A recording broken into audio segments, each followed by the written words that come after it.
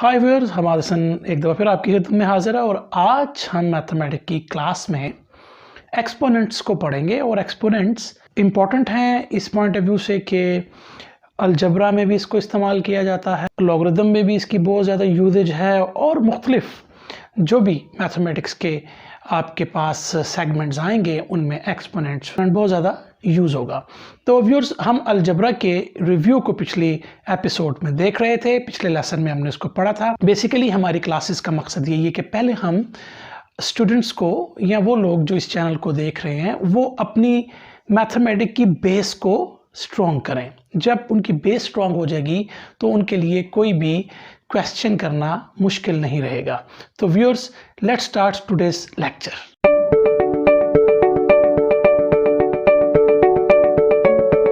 Viewers, exponents में suppose मेरे पास एक ये टर्म है 4 रेज़ टू द पावर 2 या 4 स्क्वायर भी इसको बोला जाता है, लेकिन यूजुअली इसमें हमारे पास दो सेगमेंट्स हैं। ये मेरी पावर है और ये मेरी बेस है। ये हम पहले भी पढ़ चुके हैं, लेकिन हमें ये पता है अपने एक्सपीरियंस से भी और पिछली क्लासेस में भी जो हमने पढ़ा है। तो यूजुअली इट मीन्स कि जितनी भी बेस के ऊपर पावर होती है वो बेस उतनी दफ़ा मल्टीप्लाई हो जाती है। सो इस केस में ये 2 दफ़ा मल्टीप्लाई होगी, हमारे पास 16 आ गया।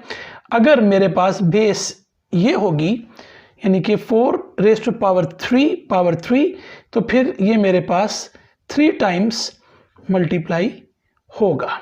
तो व्यूअर्स, हमने देखा कि ये एक सिंपल अरिथमेटिक हमने किया, एक्सपोनेंट्स को देखा, तो हमने ये इससे नतीजा निकाला कि जितनी भी पावर किसी बेस की होगी वो बेस उतनी दफ़ा मल्टीप्लाई हो जाएगी। तो व्यूअर्स, याद रखें इस पावर को हम एक्सपोनेंट भी कहते हैं।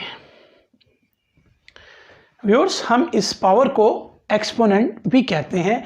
इसका मतलब है बेस के ऊपर जितनी भी पावर होंगी वो एक्सपोनेंट्स भी कहला सकती हैं। द सेकंड पावर ऑफ 4, एक और तरीका है इसको कहने का, सेकंड पावर ऑफ 4, और इस पावर को हम एक्सपोनेंट भी कहते हैं। So second power of 4 and we can call it, और इसको हम कह सकते हैं थर्ड पावर ऑफ 4। और इट मीन्स कि जितनी भी पावर ऊपर होंगी बेस उतने ही टाइम मल्टीप्लाई होगी। So the exponent tells how many times the base appear as a factor। Factors के बारे में हम पिछली क्लास में भी आपको बता चुके, आप पिछली एपिसोड से इस चीज का रेफरेंस ले सकते हैं। व्यूअर्स, अब हमने ये देखा कि ये एक सिंपल हमने मैथमेटिक्स किया, इससे ये नतीजा निकाला जा सकता है कि हम एक डेफिनेशन ड्राइव कर लें। अब वो डेफिनेशन मेरी क्या है कि a रेज़ टू पावर अगर n हो, a मेरा कोई रियल नंबर है और n इज माई पावर, और n जो है मेरा काउंटिंग नंबर है, यानी कि it can be 0 1 2 3 4 -1 -2 -3 -4। So n में मेरे पास तमाम मेरे, आप इंटीजर्स भी कह सकते हैं, आ जाएंगे, क्योंकि इंटीजर्स में तमाम हमारे नंबर्स मौजूद होते हैं। और a is my real number, इसको कहेंगे the nth power of a। अगर ये चलता जाए मेरा सपोज, तो मैं कह सकता हूं कि इससे मैंने ये ड्राइव किया कि 4 मेरा a है, n मेरा 3 है, तो हम इसको जनरलाइज कर रहे हैं एक डेफिनेशन के अंदर कि this is the nth power of a। It means कि अगर nth पावर है तो इसके मुताबिक a फैक्टर उतनी दफा ही मल्टीप्लाई होता चला जाएगा अप टू n टाइम्स। अगर वो 5 है तो 5 टाइम हो जाएगा, अगर वो 10 है तो 10 टाइम हो जाएगा। जितनी भी इसकी पावर्स होंगी उतनी दफ़ा बेस आपका उतना ही आ जाएगा। हम यूं भी लिख सकते हैं या आप कह सकते हैं कि सपोज a.a अप टू आगे भी a ही चल रहा होगा, ये मेरा सारा n फैक्टर्स हैं। अगर 8 है तो 8 फैक्टर्स हैं, 10 है तो 10 फैक्टर्स हैं, बेस उतनी दफा ही अपीयर होगी। इसको मैं n फैक्टर्स कह सकता हूं, where n is my counting number. Viewers, इसमें एक चीज का आप जरूर ख्याल रखिएगा कि अगर n आपका जो काउंटिंग नंबर है वो अगर इवन नंबर है, लाइक 2 4 6 ऑन, तो फिर -an यानी कि n to the power -a can not be is equal to this thing whole raise to power a, it means कि अगर मैं a को सपोज 3 ले लेता हूं और n को 2 ले लेता हूं, तो फिर उस लिहाज से अगर मैं देखूं तो -3 स्क्वायर, जो कि मैं लिख सकता हूं -3 × 3 दैट इज -9, और ये मेरी लेफ्ट हैंड साइड, और अगर आप राइट हैंड साइड को देखें तो दैट इज -3 का whole square is equal to -3 × -3 is +9। तो ये आपस में बराबर नहीं होते। इवन नंबर जब आए तो आपको थोड़ा सा इसमें एहतियात करनी है। सो ये एक चीज बीच में आ गई थी। अलबत्ता वी आर स्टडिंग एक्सपोनेंट्स, और एक्सपोनेंट्स का हमने सबसे पहली डेफिनेशन ड्राइव कर ली है। हमने पहली डेफिनेशन ये ड्राइव कर ली, a up to a and this is your n factors. ये हमने पहली डेफिनेशन ड्राइव कर ली। ओके, अब चूंकि जब हमने एक्सपोनेंट के क्वेश्चंस को सॉल्व करना है तो उसमें हमें कुछ लॉस की शायद जरूरत पड़ जाए, और इसी डेफिनेशन की मदद से हम वो लॉस भी ड्राइव कर सकते हैं। सपोज मैं ये कहता हूं कि मेरे पास 2 बेसिस हैं, या मेरे पास 2 पावर्स हैं, या मेरे पास 3 बेसिस हैं, 3 पावर्स हैं, तो उस पॉइंट ऑफ व्यू से अगर मुझे मल्टीप्लिकेशन और डिवीजन करनी पड़े तो उसमें क्या सूरत हाल होगी। तो व्यूअर्स, उसमें सबसे पहले आपको ये भी ध्यान में रखना है कि हम पहले ऐसा करते हैं कि पॉजिटिव नंबर्स के लिए करते हैं। सपोज मैं ये कहता हूं कि मेरे पास 2 पावर्स हैं m और n, या मेरे पास 2 एक्सपोनेंट्स हैं m और n, जहां पे मैं कहता हूं m भी जो है वो ग्रेटर देन इक्वल टू 0 है और n भी greater than and equal to 0 है, यानी कि जो भी आपका एलिमेंट 0 से बड़ा होता है वो हमेशा पॉजिटिव होता है। यहाँ को पिछली एक्सरसाइज में भी मैंने बताया था। तो इट मीन्स कि अगर बेस मेरी a है, मैं सपोज m4 ले लेता हूं और एक और बेस मेरी a है और इसके लिए मैं n5 ले लेता हूं सपोज। तो फिर इस डेफिनेशन के मुताबिक जितने भी मेरे एक्सपोनेंट होगा, बेसिस उतने टाइम्स अपीयर हो जाएगी आपकी बेस में। इट मीन्स उतने ही फैक्टर्स बन जाएंगे। इसका मतलब है 4 फैक्टर्स बन गए और इसके 5 फैक्टर्स बन गए। इस डेफिनेशन के मुताबिक मैं ये लिख सकता हूं 4 फैक्टर्स 5 फैक्टर्स कितने बन गए, 9 फैक्टर्स। तो मैं इसको a के ऊपर 9 लिख सकता हूं, चूंकि इसके मुताबिक अब मैं अगर गोया इसको मैं जब वापस राइट हैंड साइड से लेफ्ट हैंड साइड पे देखूंगा तो ये a के ऊपर n मेरा काउंटिंग नंबर होता है 1 2 3 4 5 6 7 8 9, सो a 9, यही मैं आपको यहां पे बता रहा हूं। तो इस डेफिनेशन से हम एक लॉ पे पहुंचने लगे। उस लॉ को मैं यूं लिख सकता हूं, इसी को मैं आगे आपको शो करने के लिए कि सपोज ये मेरा m था और n था, तो a m dot a n या m power of a n power of a is equal to a m plus n। Okay, इधर से ही मैंने इस चीज को ड्राइव कर लिया। ये मैंने एक रूल निकाल लिया जिसे हम, इस रूल को हम प्रोडक्ट रूल कहते हैं। प्रोडक्ट रूल मेरा ये बना कि अगर मेरी एक बेस है उसके ऊपर एक्सपोनेंट m है, एक और बेस है सपोज उसके ऊपर एक्सपोनेंट n है, तो मैं उसको सेम बेस रख के दोनों की पावर्स को या एक्सपोनेंट्स को आपस में ऐड कर सकता हूं। तो ये मेरा रूल नंबर 1 है, या इसको मैं प्रोडक्ट रूल कह सकता हूं, product rule of exponents. I think it is clear, ये बहुत आसान हो गया। ओके, अब सपोज मेरे पास एक और टर्म है और वो यूं है 2 to a raised to power 3 या क्यूब। इट मींस ऐसी चीजों को तो अभी हमने इधर रूल में नहीं देखा, तो क्या इसको भी हम ड्राइव कर सकते हैं? तो इसको देखते हैं, बिल्कुल कर सकते हैं। हमारी डेफिनेशन ये थी कि जब a n होगा तो बेसिस में उतने time n factors time a जो है मल्टीप्लाई हो जाएगा। तो व्यूअर्स, इसका मतलब है कि अगर मैं इसको एक बेस अपनी कंसिडर करूं तो ये मेरा n हो तो ये a स्क्वायर 3 टाइम आपस में मल्टीप्लाई हो जाएगा अकॉर्डिंग टू दिस डेफिनेशन। अब इससे मुराद ये हुई कि अब मैं इसको इस रूल के तहत, प्रोडक्ट रूल प्रोडक्ट का रूल ये होता है कि बेस को आप एक दफ़ा लिख लें और पावर्स को आप ऐड कर दें।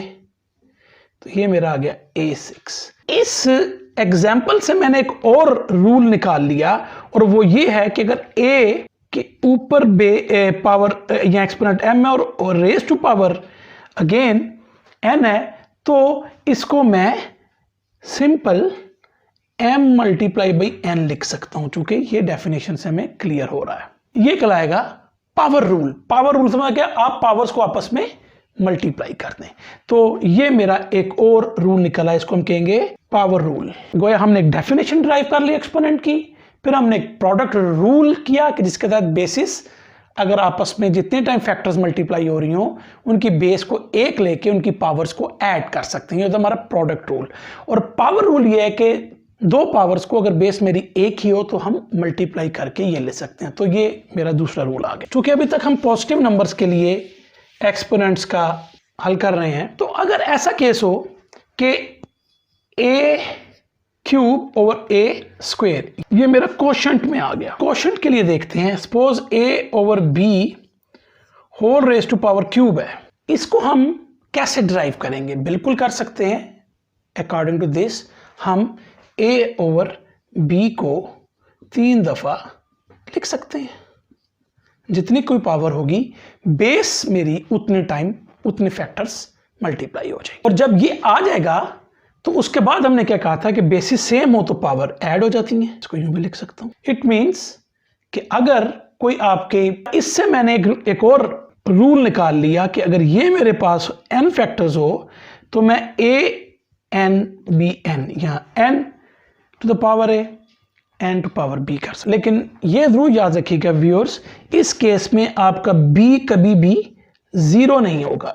मोस्ट ऑफ द केसेस में याद रखें कि जब भी हमारा क्वेश्चन का आता है उसमें हम b को कभी भी जीरो नहीं रखते, वरना वो आंसर इनफाइनाइट होता है, उसका कोई जवाब नहीं निकलता। लिहाजा उसको हमने जब भी लिखना होता है मोस्टली तो हम यही कहते हैं कि b आपकी जो आपकी क्वेश्चन में जो आपकी बेस है वो भी जीरो नहीं होगी। अब व्यूअर्स, अगर हम इसी रूल को, क्वोशंट के रूल को, इसको हम क्वोशंट रूल कहते हैं, ये मेरा एक और रूल बन गया, इसको हम कहेंगे क्वोशंट रूल। तो क्वोशंट रूल के मुताबिक हमने देखा कि अगर हमारे पास दो बेसिस हैं, उसकी पावर हो, तो हम इसको यूं लिख सकते हैं। ये मेरा क्वोशंट रूल है। हमने पढ़ लिया प्रोडक्ट रूल, हमने पढ़ लिया पावर रूल, और ये मेरा आगे क्वोशंट रूल, और ये मेरी डेफिनेशन। 4 चीजें हम पढ़ चुके हैं। इसका मतलब है कि अगर मेरे पास सपोज हम एक एग्जांपल ले लेते हैं, a5a cube the fifth power of a and the third power of a, या a5a क्यूब यूजुअली हम बोलते हैं, तो इसको हल आराम से इस डेफिनेशन से किया जा सकता है कि मैं a को 5 दफा लिख लूं, इसको मैं 3 दफा लिख लूं, नो इशू। और इसका मतलब है कि ये आपस में कैंसिल हो गए, डिवाइड हो रहे हैं, एक जैसे हैं, बिल्कुल पावर्स भी एक जैसी हैं, हम काट सकते हैं। तो ऊपर बच गया a स्क्वायर। तो इस एग्जांपल से हमने एक और रूल निकाल लिया, और वो रूल ये निकल रहा है कि अगर मेरे पास बेसिस की 2 मुख्तलिफ एक्सपोनेंट हो तो हम उसको यूं लिख सकते हैं अगर वो क्वोशंट में है। चूंकि जब ये 5 और 3 था तो हमारा आंसर आया 2। इसका मतलब है कि बेसिकली हमने 5 में से इसकी एक्सपोनेंट में से इस एक्सपोनेंट को माइनस कर लिया, तो हमारे पास बचा 2। ओके, इसका मतलब है कि इधर से हमने एक रूल निकाल लिया, या दूसरा हम कह सकते हैं क्वोशंट रूल से हम जल्दी अपने एक रिजल्ट पे पहुंच सकते हैं अगर हम इन दोनों की पावर आपस में माइनस कर दें। तो ये मेरा रूल आ गया, क्वोशंट रूल। अगर मेरे पास 2 बेसिस सेम है, एक्सपोनेंट उसके चेंज और वो क्वोशंट में है, तो मेरे पास 2 पॉसिबिलिटीज आएंगी। एक तो अभी मैंने निकाला, ये इस केस में m इज ग्रेटर देन और इक्वल टू 0, और डेफिनेटली a कभी भी 0 नहीं होगा, क्योंकि अगर 0 होगा तो फिर पावर का एक्सपोनेंट का तो कोई मकसद नहीं। उसकी तरफ भी मैं आता हूँ अभी थोड़ी देर में। और इन केस कि अगर m इज लेस देन 0 है तो फिर ये 1 over a n minus m हो जाएगा, 1 over a raise to power n minus m हो जाएगा। तो इनके आपस में साइंस जो हैं वो बदल जाएंगे, क्योंकि अगर ये नेगेटिव होगा तो डेफिनेटली एम की सिर्फ बात कर रहा हूं, तो वो आपका नीचे आके पॉजिटिव होगा। क्यों? कि अगर मेरा एम नेगेटिव है तो इसको पॉजिटिव करने के लिए मुझे ए को नीचे लाना पड़ेगा। हम अपने क्वोशंट रूल के मुताबिक ये जानते हैं, लिहाजा मैं नीचे अगर लेकर आऊंगा तो एन में से इसकी पावर नेगेटिव हो जाएगी यूं। तो ये पॉजिटिव शो करने के लिए ये मुझे करना पड़ेगा। सो अगर एम लेस देन 0 तो ये सिचुएशन आ जाएगी। सपोज मेरे पास 3 केस हैं क्वोशंट के, ये एक ये और एक ये। अब क्या हुआ कि इसको मैं अपने क्वोशंट रूल के मुताबिक इसका जो आंसर होगा मैं a 7 - 5 लिख सकता हूं। चूंकि m मेरा पॉजिटिव में है तो ये मेरा जवाब आ जाएगा a की पावर 2, a के ऊपर 2 आ जाएगा। Okay, easy. अच्छा, इसको जरा छोड़ते हैं, इसकी तरफ पहले आते हैं। a एग्जैक्टली इसके मुताबिक मैं यूं भी लिख सकता हूं। अगर मैं क्वोशंट रूल को एग्जैक्टली m पॉजिटिव लेकर ही चलूं तो m मेरा पॉजिटिव है, m मेरा छोटा है n से, तो इसका मतलब है कि ये मेरा आ गया माइनस, या इसको मैं a के ऊपर 2 लिख सकता हूं। तो वो जो मैंने अभी आपको रूल बताया था, एग्जैक्टली अगर आप डायरेक्ट भी लिखना चाहें तो 1/a की 2 लिख सकते हैं। मैंने आपको पहले कहा था कि जो ऊपर लिखे छोटी है, नीचे तो 7 में से -5 हो जाएगा, 2 आ जाएगा। इसका मतलब है कि मैं इसको यूं n - m लिख सकता हूं। ये आ गया। अब इस केस में देखें, इस केस में मेरा m is equal to n है, 4 और 4। तो अगर 4 और 4 है तो जाहिर बात है मैं 4 - 4 लिखूंगा और ये मेरा 0 आ जाएगा। a की ऊपर पावर आ गई 0 की। What does it mean? इसको हम यूं देख रहे हैं अलग से, दोबारा यूं क्वोशंट रूल अप्लाई किया। अब ये चीज किसके बराबर आ रही है? ये चीज सपोज, इसका मतलब है कि अगर मैं इसको देखूं तो ये मेरा 1 है, तो 1 is equal to a raise to power 0। So हम इधर से एक रूल निकाल रहे हैं मैथमेटिशियंस कि anything raise to power 0 is equal to 1, where a cannot be is equal to 0 और where a cannot be is equal to 0। तो ये मेरा एक रूल निकल आया। अब व्यूअर्स, हम एक्सपोनेंट के आखिरी रूल की तरफ जाना चाह रहे हैं और उसमें क्या होगा, अभी तक हमने सब कुछ देख लिया। सपोज मेरे पास है ये टर्म, ये लिख सकता हूं n - m हो गया। या अगर मैं इसको ऊपर ही सॉल्व करना चाहूं तो डेफिनेटली 3 - 4 हो सकता है, that is going to be 2 - 1। So 2 raise to power -1 और 1/2 एक ही चीज बन गई, इसमें कोई फर्क तो नहीं। इट मीन्स कि यहां से हम एक रूल ड्राइव कर सकते हैं। एक चीज ज़हन में रखिएगा कि ये जो -1 है ये बेसिकली इसका साइज नहीं है। ये जरूर ज़हन में रखिएगा कि basically it is not the negativeness of the base, it is actually the size of the base. ये साइज है 1/2 0.5 साइज ऑफ द बेस है। It is not the negativeness of the base.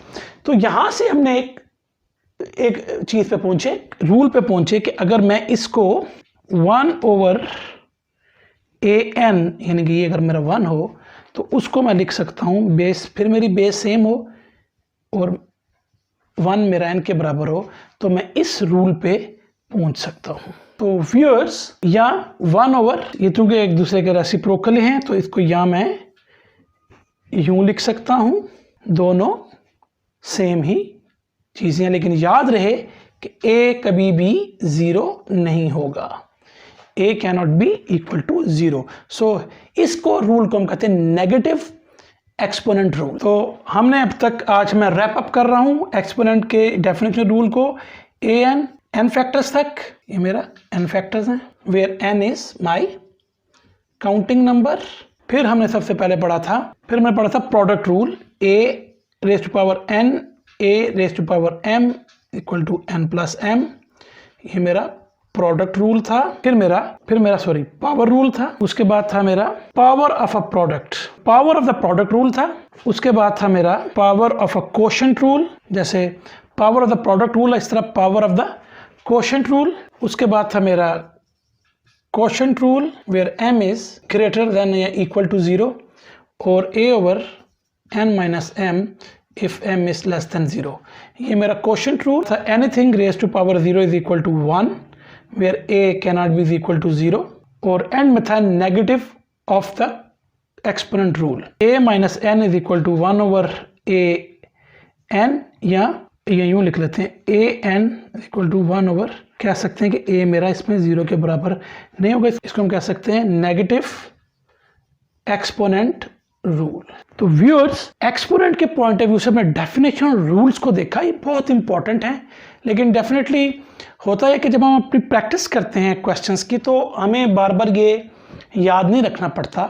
लेकिन डेफिनेटली मैं ये चाह रहा हूँ कि सबकी बेसिस जो है वो ज़्यादा क्लियर हो, ज़्यादा स्ट्रांग हो। तो मैं चाहता हूँ कि हमें पता हो कि हम क्या कर रहे हैं।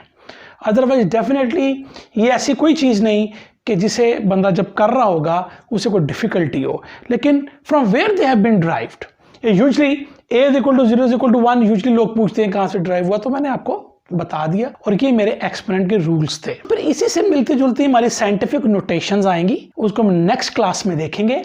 और फिर हम डेफिनेटली काफ़ी सारी चीज़ों का अहाता कर चुके होंगे और उसके बाद फिर हम अपने प्रैक्टिकल क्वेश्चंस की तरफ जब जाएंगे तो हमें बड़ी आसानी होगी। अभी मैं वो चीज़ों के आपको बेसिस बता रहा हूँ जो कि हमारे 9th-10th के पॉइंट ऑफ व्यू से क्लासेस के, या वो लोग जो अभी मैट्रिकुलेशन के लेवल पर हैं उनके लिए ये आसान है। हम हायर क्लासेस के लिए भी इसको देखेंगे। तो viewers, please subscribe to my channel. So thank you very much.